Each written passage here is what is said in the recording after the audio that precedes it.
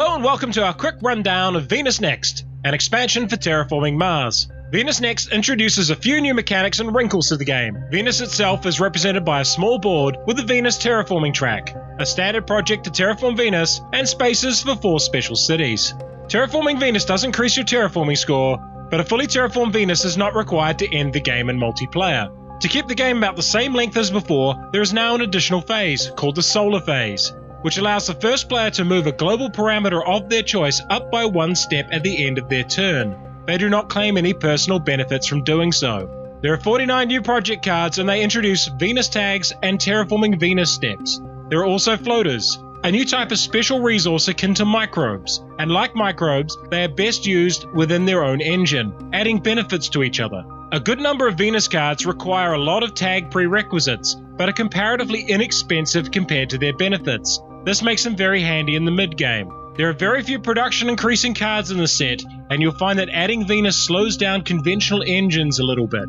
There is a new milestone for being the first player with 7 floaters on cards, and an award for having the most Venus tags at the end of the game. These are used in addition to any standard milestones and awards on a map.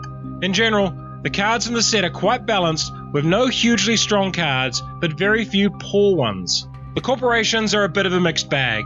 Manutech is very straightforward. Whenever you increase production, you also gain that bonus in resources. This also applies to money. With the right cards, Manutech is a powerhouse engine builder and could be one of the strongest corps in the game. Viron is a fascinating corporation, which allows you to break the "you can only take an action with an action card once" rule. Very good with floater and microbe engines, and exceptional with card drawing actions. Aphrodite is odd, with bonus plant production and money from terraforming Venus. They feel like a corporation without a strong identity or playstyle.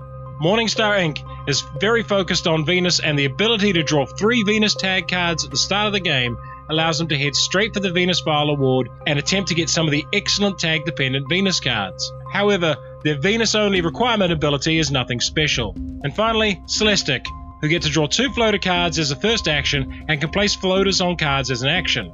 This tends to commit you to a floater engine, which can be quite tricky to manage well.